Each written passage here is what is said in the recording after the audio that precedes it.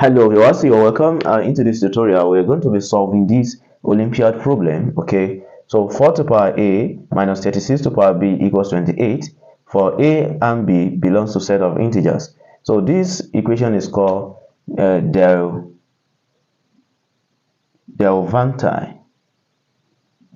if I'm not mistaken. Yes, Diophantine equation. So this Diophantine equation, okay, comprises of two or more variables in just an equation, okay, but we are interested in only getting the integers alone, okay, number of integers alone. So therefore, let's see how we are going to. So a and b must belong to set of integers 1, 2, 3, and so on like that. So now from here, so what are we going to do now? Here I'm going to rewrite this equation here like this. So you know I can have this to be 2 to the power of 2. I have a minus this 36 can be written as 6 to the power of 2. Then I have this power b, then equals 28. So now from here, the next thing we are going to do is we're going to use this law of exponent that says when you have a to the power of b then to the power of c. So we can rewrite this as a to the power. So we can actually interchange the power. So this c, because you know is bc, so which means that we can have a to the power of c, right? Then we take b outside. So now the same thing we are going to do here by taking this a inside and take the 2 outside. This is going to be 2 to the power of a, then 2 outside, we have inside, we have b, then to the power of 2, then equals 28, right? So that is what I'm saying from there. So now once you have that, so let 2 to the power of a be x to be 2 to the power of a, and let y to be the that be 6 to the power of b. So now from there, so it shows that anywhere you see this, okay, you put y, x, y, put it inside this. So we're going to have x squared minus 6b is y, or 6 to the power of b is y. We have y squared, then equals 28. So now from here, we have this is difference of 2 square, and it can be written as x minus y, x plus y, then equals to 28. So now from there, what do you think we do here? So now here we're going to rewrite this 28. You know, when you have 2 times 14 can actually give us 18. 14 times 2 will give us 18. We have 4 times 7. 4 times 7 will give us, is it 18? Sorry, 28. I mean 28, not 18, 28. 7 times 4 will give us 28. So 7 times 4 will give us 28. So we have another one too here. We have 28 times 1 will give us 28, and 1 times 28 will also give us 28, right? So now, but which one are we going to pick here? But before that, you know that here x minus 1 we have x plus y here. So you know that x minus y is negative, that is less than what? Is less than x plus y. So which means anything here must be less than this.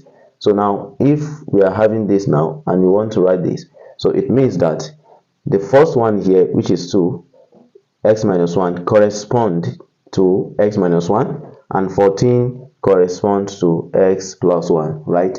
So therefore we're going to pick this one, okay, and this one we have 14 here and we have here. If you want to compare this and this, so you can see that this 14 is greater than what? Is greater than 2, so this one will not be picked, right? So if you look at this one here, this one will be picked, right? This one will not be picked, okay, this one will not be picked, and this one will be picked, right? But do not forget that we are interested in getting the value of a and b that are set of integers, right? So luckily enough, if you do this because of time, right?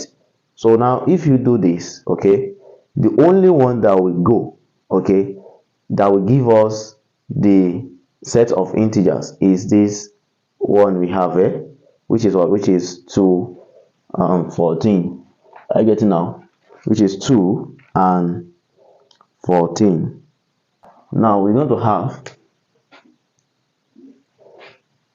x minus 1 will be, let me write it out, like x plus y, picking this one here, 2, right, multiplied by 14. So by comparison, so this implies that x minus y equals 2. Let's call this equation 1. Then x plus y equals 14.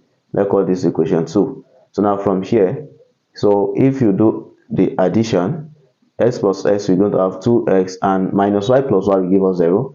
So 2 plus 14, we have 16. So from there, so this implies that x is equal to, if you divide both sides by 16, so we're going to be having 8. So therefore we have x to be 8 here. So then since x is 8 here, from equation 1 here, okay, so now we want to put the value, that is x minus y equals 2. So we're going to have x is 8, put 8 there, minus y, we are looking for y, 2. So now what we're going to do, we're going to have y to be equals 8 minus 2. Then this implies that y is equals to what? Y is equal to 6. Are you following? So since y equals 6, but don't forget that we are not looking for x and y. X and y are not the main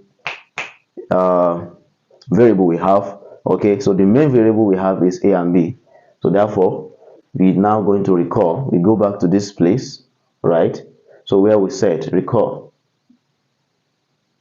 that we can say that x is equal to 2 to the power of a, and we've already having our x here to be 8.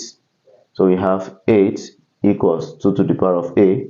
So which implies that we can write this 8 to be 2 to the power of 3, then equals 2 to the power of a.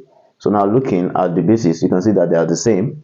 So which implies that a is equals to 3. Are you following? So a equals 3. Okay. Then since a equals 3, then let's look for the second variable we are looking for.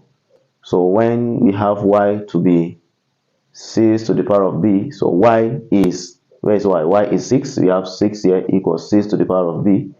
Right, then from there, so this implies that 6 can also be written as 6 to the power 1. So this implies that b is equals 1. We equate the exponent.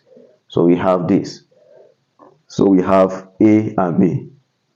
A comma b. Okay, they are, what is a? 3. Then what is b? 1. So we have our solution, and as you can see, they belong to sets of integers. Now if you enjoy the class, please subscribe to our YouTube channel if you have not done that before. Hit on the bell icon so that you'll be notified anytime we upload a new content. Thank you for watching. Bye bye.